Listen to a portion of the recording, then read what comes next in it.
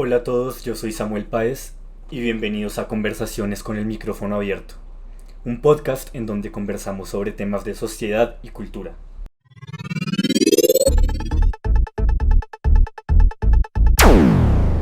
Al episodio de hoy le corresponde la violencia de género. Abordaremos este problema social para intentar comprenderlo mejor y para pensar sobre cómo es que su desarrollo está afectando a ciertos actores de la sociedad. En este episodio veremos qué es lo que se esconde detrás de datos tan alarmantes como estos que recopiló la Organización Mundial de la Salud, que nos dicen: una de cada 3 mujeres en el mundo ha experimentado violencia física o sexual en algún momento de sus vidas. Y otros datos recopilados por el Banco Mundial, donde en algunos países hasta el 70% de las mujeres informan haber sufrido violencia física o sexual de un compañero sentimental en sus vidas. Partamos entonces preguntándonos, ¿qué es la violencia de género? La violencia de género la podríamos esquematizar en un lugar con 2 actores, un agresor y una víctima, en donde esta última, la víctima, es violentada con razones directamente relacionadas a su género. Y aunque la violencia de género, en su definición, habla tanto de hombres como de mujeres, esta está directamente relacionada con la violencia contra la mujer. Y es que no podía ser de otra manera, porque cuando vamos a mirar las estadísticas de la violencia de género en unos análisis comparativos entre el año 2019 y el año 2020, para poner en contexto, en el total de los casos en el 2019, el 78.8% fueron víctimas mujeres y el 21,2% fueron hombres. Y en el año 2020, los casos de violencia de género se comportaron de forma similar. El 77,4% correspondían a mujeres y el restante a los hombres.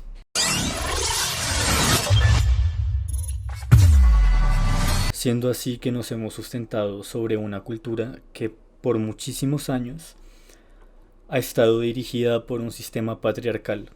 Y así hemos llegado a adquirir sus ideas, sus comportamientos y formas de relacionarse, considerándolas como algo normal o que puede ser simplemente pasado por alto. Digamos que es como si existiera un pozo en donde todo esto cae y nosotros terminamos absorbiendo la energía de ese pozo, que vendría siendo un inconsciente colectivo. A decir verdad, es un tema bastante filosófico y bastante profundo encontrar la naturaleza de la cultura y del surgimiento de la violencia de género, para rastrear hasta un punto de nacimiento de la naturaleza de estos conceptos. La psicología, dentro del marco del psicoanálisis, tal vez encuentra una respuesta a por qué existen estas relaciones de poder donde los hombres son superiores, entre comillas, a las mujeres. Digamos que acá podríamos mencionar el tema de una castración, en donde el hombre tiene algo que la mujer no tiene. Normalmente, cuando tomamos estas dos polaridades, masculina y femenina, se suele interpretar que hay cosas que son exclusivas para los masculinos y exclusivas para los femeninos. Por poner un ejemplo muy cotidiano, azul es masculino, rosado es femenino. O ya ejemplos que tienen muchas más implicaciones, que los deportes son para los hombres, que el bordado es para las mujeres. Y cuando me refiero a esto de que el hombre tiene algo que la mujer no tiene, no es otra cosa más que un pene, donde el hombre, por tener algo que la mujer no tiene, de alguna u otra forma adquiere más notoriedad. Es como si el masculino se reforzara y tomara una fuerza más grande, como si fuera el que debe acaparar el macho, la figura, el arquetipo del macho surge acá, mientras que la mujer es simplemente rezagada a ser un complemento para el pene del hombre. Así como suena de feo, porque así de fea es la violencia de género. Y que termina rezagada a las otras actividades que el hombre, por estar ejerciendo su hombría, no tiene tiempo de realizar, como las labores del hogar, el cuidado de los hijos u otras. Como pueden ver, acá ya se empieza a desmantelar un poco lo que hay detrás de la psique del ejercimiento de la violencia de género, de cuando ésta sucede. Y bueno, creo que acá merece la pena recordar unas palabras de Michel Foucault, brillante filósofo francés, que hizo muchas aportaciones muy importantes acerca del poder. Un pez está sumergido en el mar, pero él no sabe que lo está, él no sabe que está sumergido en algo llamado mar. Y nosotros como personas somos como peces sumergidos en una cultura. Los comportamientos y las maneras de relacionarnos y los pensamientos, las ideas, ciertas cosas que tienen que ver con este machismo y este sistema patriarcal están incrustadas en esta cultura. Y claro, como somos peces dentro de la cultura, todas estas cosas se terminan volviendo invisibles para nosotros. Claro, afortunadamente no somos directamente peces, somos seres humanos, somos los seres vivos más desarrollados de la cadena evolutiva y tenemos la capacidad de reflexionar y hacer estos raciocinios. Y por eso es que podemos conocer que la violencia de género está mal, por eso es que podemos llegar y analizar y sentarnos y decir, y esto es algo que quiero rescatar, además de la tan acertada reflexión que hizo Michel Foucault con esta cita que les acabo de decir más o menos, no está en palabras exactas. También quiero resaltar eso, que no somos peces, somos humanos, y que como humanos deberíamos poder tener una mente así de flexible, en donde si vemos que la cultura nos es inútil en algún punto poder cambiarla. Porque bueno, ya hicimos algunos acercamientos con la psicología con el término de la castración. También me gustaría acercarme un poco a la psicología para mencionar el tema de las mentes, y es que hay mentes rígidas, mentes líquidas y mentes flexibles. Una posible solución para concientizar sobre la violencia de género viene muy de la mano con un desarrollo de la educación hacia tener mentes más flexibles en nuestra sociedad, menos mentes líquidas que son indiferentes ante los problemas y menos mentes rígidas, sólidas, que sencillamente no pueden cambiar y ya están predefinidas por la cultura. Si llegamos a tener más mentes flexibles, tenemos más gente con capacidad, con adaptación ideológica, con una neuroplasticidad que es muy útil para solucionar esto, para por lo menos que la gente empiece a darse cuenta de que esta problemática es demasiado grave, es demasiado profunda. Ya conocemos que la cultura es en parte una gran culpable de la violencia de género, pues perpetuando estos comportamientos, perpetuando ciertas cosas que están alimentando esta violencia, desde los estereotipos y desde las creencias, pero también mirar ya qué ocurre dentro de la cultura, que es donde estamos jugando. También es una problemática y también es un hecho que las mujeres, aunque cada vez denuncian más, temen denunciar, temen alzar la voz en contra de sus agresores. Esto porque muchas veces las mujeres que denuncian, primero terminan siendo absorbidas, su vida termina siendo absorbida e identificada por haber sido víctimas. Me refiero a que una mujer que denuncia difícilmente vuelve a ser vista por ser la mujer que es, sino que se empieza a asociar y se le empieza a identificar como una víctima de la violencia de género, se le empieza a valorar y a calificar por ello. La gente empieza a referirse a esta mujer, identificándola directamente con el problema y con el trauma y el abuso que sufrió, lo cual además de causarle ciertas afecciones psicológicamente, porque evidentemente ninguna mujer quiere estar constantemente recordando el abuso del cual sufrió, también deja de ser vista por muchas otras virtudes y deja de ser reconocida por muchas otras virtudes. Como por poner un ejemplo, digamos hay un artista y alguien dice, ah claro, Yo la conozco. ¿No es ella la que denunció al exnovio? ¿No es ella la que fue abusada? Pasa casi que a adentrarse dentro de la identidad de la persona el hecho de haber sido víctima. Otra razón es el miedo. El físico miedo de que su abusador, al enterarse de que fue denunciado, pueda hacerles algo, pueda dañarlas, pueda incluso matarlas, como ya se ha presentado en muchos casos. Y hay que entender que no es sencillo, porque es un riesgo real que se corre, es un riesgo real que han pagado muchas mujeres lastimosamente, y que al fin y al cabo el agresor ha metido la mano en la cabeza de las víctimas. Son víctimas que han sido manipuladas y sobre las cuales todavía inconscientemente sigue existiendo un poder.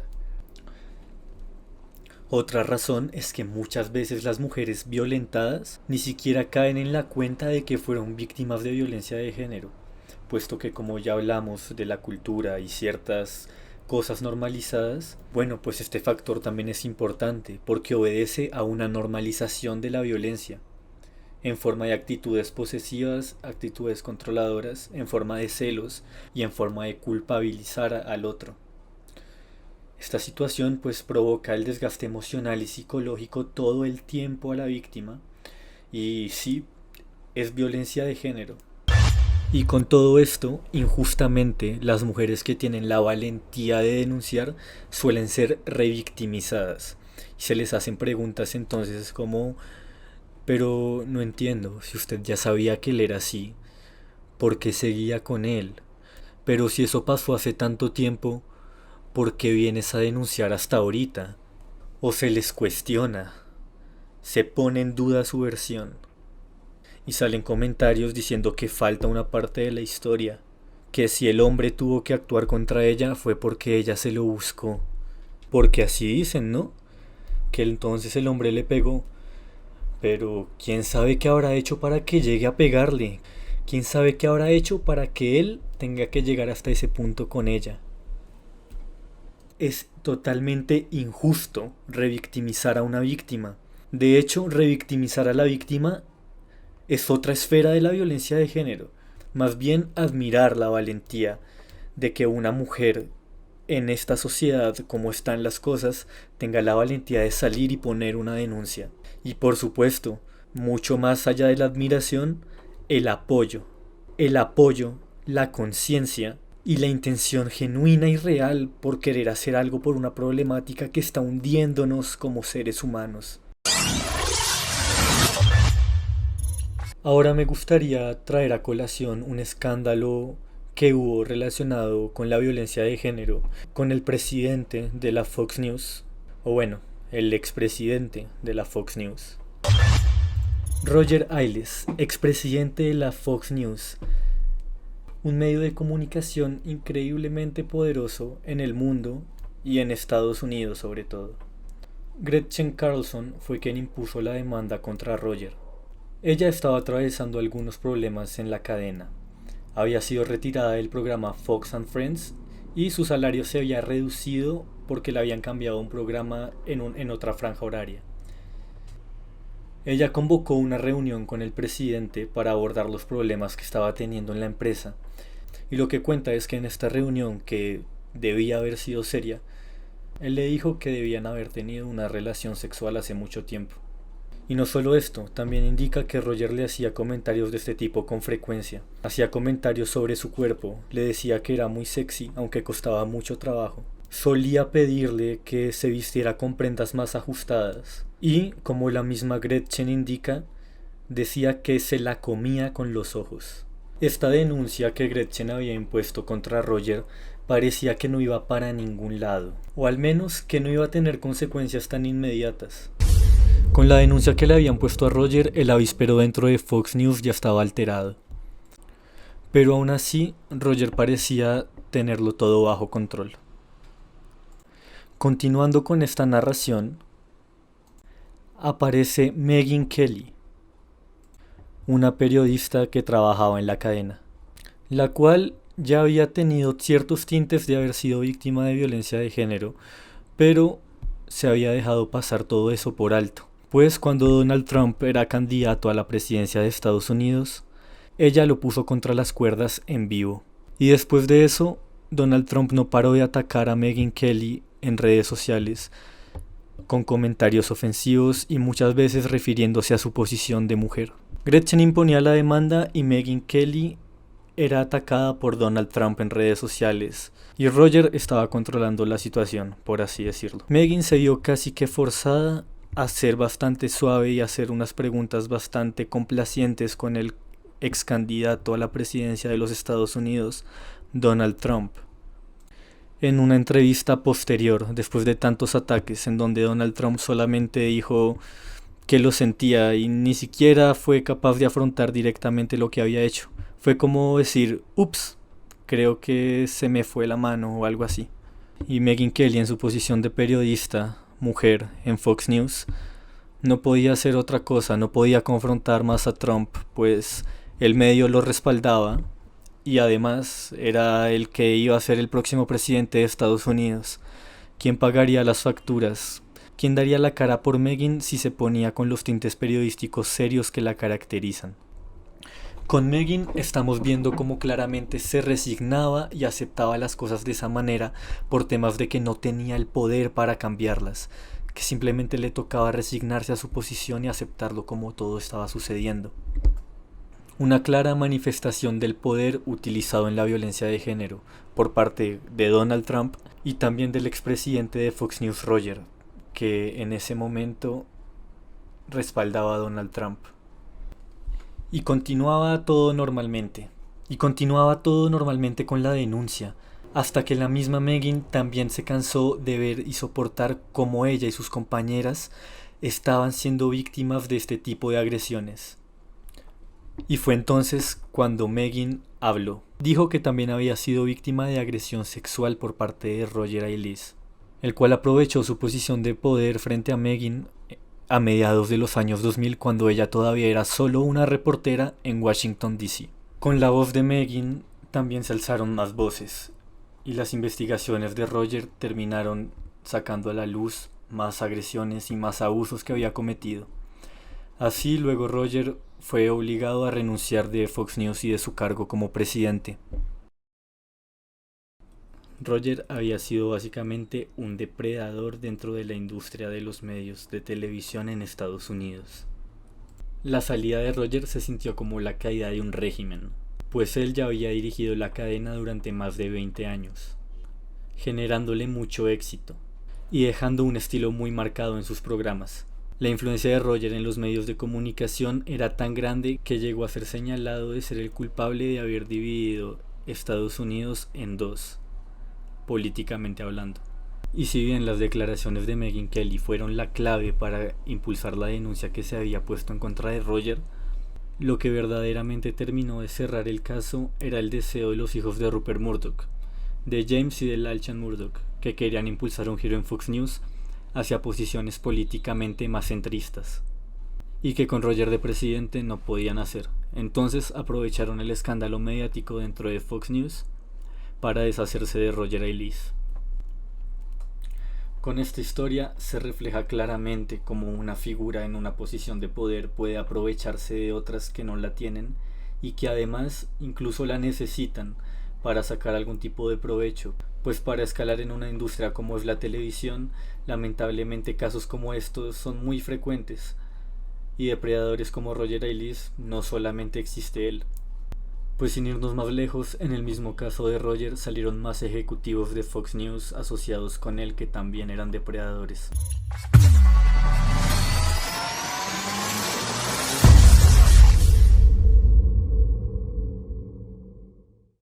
¿Y cómo la vieron ahí? ¿Será que sin ese deseo final de los Murdoch, Roger se habría salido de Fox News? ¿O las cosas seguirían bajo su mandato? No sé, solamente estoy haciendo una especulación, como se pueden hacer muchas otras especulaciones en este caso, porque también en todas las cosas que tiene esta historia está metida la política.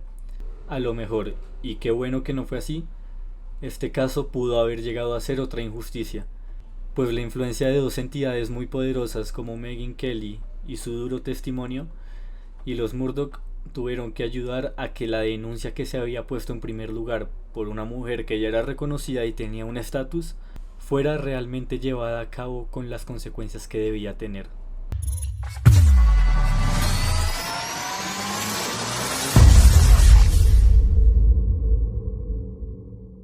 Y bueno, acá termina este episodio de nuestro podcast, este episodio sobre la violencia de género, un tema del que vale la pena hablar y seguir hablando.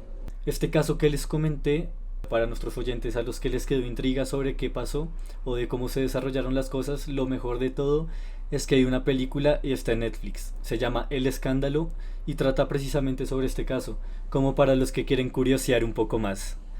Recuerden, yo soy Samuel Páez, esto fue Conversaciones con el micrófono abierto y nos vemos en el siguiente episodio.